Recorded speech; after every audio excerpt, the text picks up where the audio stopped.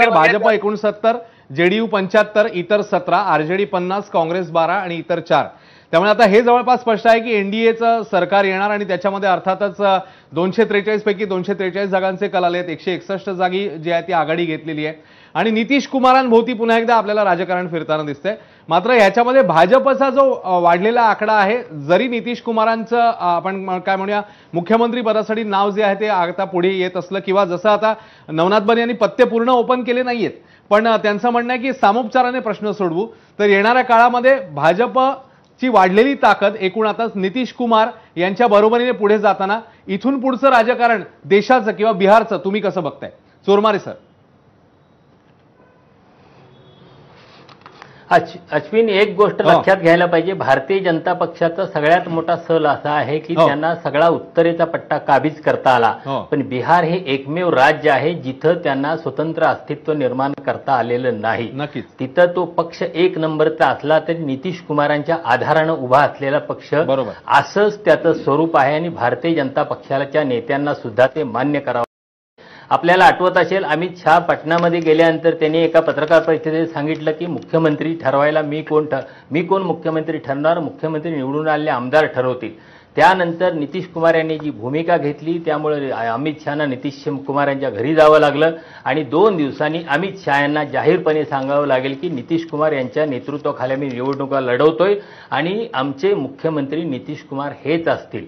त्यामुळे पक्ष कुठला मोठा आहे आणि कुठला छोटा आहे यापेक्षा नितीश कुमार मुख्यमंत्री पदाच्या संदर्भात कोणतंही कॉम्प्रोमाइज करायला तयार नाहीत अशी तिथली वस्तुस्थिती आहे। आणि भारतीय जनता पक्षाच्या हे लक्षात आलं की आपण नितीश कुमार यांना साईड ट्रॅक करतोय असा मेसेज गेला तरी त्याचा एनडीएला आणि भाजपला मोठा फटका बसू शकेल। त्यामुळे अमित शहा यांनी नंतर त्यांना नितीश कुमार यांचं नाव जाहीर करावं लागेल ही वस्तुस्थिती आहे। केशी त्यागींचा तुम्ही आता सांगितलं, केशी त्यागी सुद्धा सांगतायत आणि जो सुरुवातीला एक नितीश कुमारांच्या त्यांची मानसिक स्थिती नीट नाही, त्यांचं वय झालेलं आहे आणि या अशा संदर्भातला प्रचार करण्यात येत होता। आणि दुसरी गोष्ट, तिथे एक नितीश कुमारांची भुंजा गँग म्हणून त्यांची सेकंड रँक जी आहे, म्हणजे त्यात राजू रंजन, लल्लन शिंगे केंद्रीय मंत्री आहेत, संजय झा हे त्यांचे कार्याध्यक्ष आहेत, त्यांचे आणखी 2 कॅबिनेट मंत्री आणि दीपक कुमार नावाचे एक त्यांचे निवृत्त नोकरशाही आहेत। ही नितीश कुमार यांचा सगळं पक्ष चालवणारी मंडळी आहेत। या मंडळींना बऱ्यापैकी भाजपनं आपल्या कह्यात घेतलेला आहे।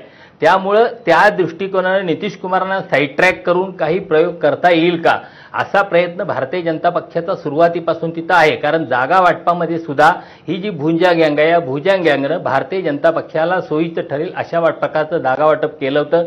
नितीश कुमार यांनी त्याला आक्षेप घेतला, त्यानंतर पुन्हा अमित शहा यांना पटण्याला जावं लागलं होतं। ही सगळी परिस्थिती लक्षात घेतली तर जर नितीश कुमार यांच्या मुख्यमंत्री पदावर भारतीय जनता पक्षानं कोणतीही तक्रार न करता ती गोष्ट मान्य केली तर मला वाटत नाही इथं काही कॉम्प्लिकेशन्स होतील। पण इथं भारतीय जनता पक्षानं काही आपली दावेदारी करण्याचा प्रयत्न केला तर मात्र तिथली गणितं बिघडत जातील असं मला वाटतं।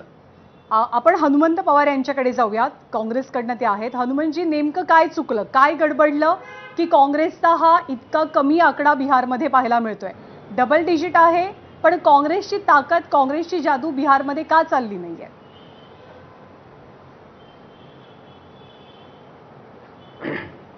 ज्ञानदाजी, बिहारमध्ये महागठबंधनचा एक घटक पक्ष म्हणून आम्ही होतो। तेजस्वी यादव हा इंडिया आघाडीमधला महत्त्वाचा, जबाबदार आणि विश्वासू असे आमचे मित्र पक्ष आहेत, आरजेडी आणि तेजस्वी यादव। त्यांच्या सपोर्टला आणि त्यांच्या सोबत आम्ही उभं असणं आणि बिहारमध्ये 20 वर्षाचं जे जंगलराज चालू होतं, स्वास्थ्य, शिक्षा आणि रोजगार यावर जे या सरकारला अपयश आलेलं होतं, त्या विरोधामध्ये जनमत मागण्यासाठी आम्ही आरजेडी सोबत आणि डाव्या पक्षांसोबत होतो। आता ही निवडणूक आयोग, केंद्र सरकार, राज्य सरकार यांनी हाताशी घेतलेली निवडणूक होती। SIRच्या मुद्द्यापासून आपण बघितलं होतं, देशामध्ये कधीही मतदान व्हायच्या अगोदर 10 दिवस 10,000 रुपये द्यायची परवानगी निवडणूक आयोगानं कधीही दिलेली नव्हती। हाच निकष तुम्ही तामिळनाडूमध्ये ज्यावेळेस स्टॅलिन निवडणुकीच्या आधी 10,000 रुपये वाटतील किंवा ममता बॅनर्जी बंगालमध्ये वाटतील किंवा आम्ही कर्नाटकमध्ये वाटू, त्यावेळेस निवडणूक आयोग काय भूमिका घेईल हे इथं मी सांगण्याची गरज नाही। असं असताना सुद्धा एक चांगली निर्णायक लढाई बिहारमध्ये आम्ही लढण्यासाठी उत्सुक होतो, आम्ही ती लढलेली आहे। राहुलजी असतील, तेजस्वी यादव असतील, डावे पक्ष असतील, हे स्वायत्त संस्था टिकल्या पाहिजेत। बिहारमध्ये स्वास्थ्य, शिक्षा, रोजगाराचं काम झालं पाहिजे आणि 20 वर्षाचा जबाब तुम्हाला द्यावा लागेल, ह्या मुद्द्यावर आम्ही निवडणूक आणण्याचा प्रयत्न केला। आणखी खूप काही गोष्टी घडायच्या आहेत। संध्याकाळपर्यंत तुम्हाला अनपेक्षित अशा गोष्टी दिसतील। मतमोजणीचा फक्त दुसरा राऊंड चालू आहे अशी आमची माहिती आहे। आकडे बदलतील, बिहारमधला निकाल बदलेल आणि बिहारमध्ये सरकार सुद्धा बदलेल, थोडा विश्वास ठेवा। बिहारमध्ये सरकार बदलेल असा तुम्हाला विश्वास आहे, पण नवनाथजींनी मगाशी म्हणताना एका गोष्टीचा उल्लेख केला, ते म्हणजे तुम्ही कोऑर्डिनेशन ठेवलं नाही असा आरोप त्यांनी केला। म्हणजे आरजेडी आणि काँग्रेसमध्ये कोऑर्डिनेशनच नव्हतं, एकमेकांच्या विरोधात उमेदवार देणं, एकमेकांचे उमेदवार पाडणं, त्यामुळे ही आत्ताची परिस्थिती महागठबंधनची झाल्याचा आरोप भाजपनं केलाय।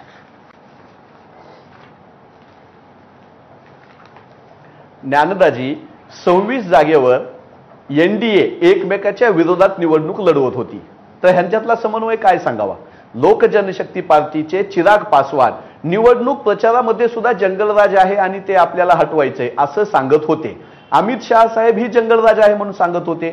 2005 पासून 2024 पर्यंत देशामध्ये क्राईमचा रेट हा 24% वाढला आणि बिहारमध्ये तो 81% वाढला। याच्या विरोधात नरेंद्र मोदी साहेब, अमित शाह साहेब बोलत होते, नितीश कुमारांना होता होईल तेवढं साईडलाईन करायचं आणि आपला पक्ष वाढवायचा। यासाठी पहिल्यांदा कितीतरी वर्ष सोबत आहे बीजेपी, जनता दल युनायटेड सोबत, पण पहिल्यांदा मुख्यमंत्री पदाचा उमेदवार घोषित करायला भारतीय जनता पक्षानं नकार दिला। लोक जनशक्ती पार्टीची लोक थेट जनता दल युनायटेडला मतदान आम्ही करणार नाही, आम्ही भाजप आणि लोजपाला मतदान करू असं सांगत होते। त्यामुळे त्यांच्यातली निर्णायकी, त्यांच्यातले आंतरविरोध, संध्याकाळपर्यंत थांबा, तुम्हाला अनपेक्षित निकाल दिसतील। त्यांच्यामध्ये वाद कसे झाले आणि मताची विभागणी कशी झाली हेही आपल्याला पाहायला भेटेल। भारतीय जनता पक्षानं पंतप्रधान मोदी साहेब, अमित शाह साहेब गेले होते आणि तिथं जाऊन दोघांनी सांगितलं होतं की आता बिहारमध्ये उद्योग निघू शकत नाही, आता बिहारमध्ये आम्ही सरकारी नोकरी देऊ शकत नाही। बिहारमधल्या पेपर फुटीवर ते बोललेले नाहीत, बिहारमधल्या साखर उद्योग उद्ध्वस्त झाला त्याच्यावर ते बोललेले नाहीत। शिक्षा, स्वास्थ्य आणि रोजगार हे प्रश्न घेऊन राहुलजी, तेजस्वी यादव बोललेले आहेत।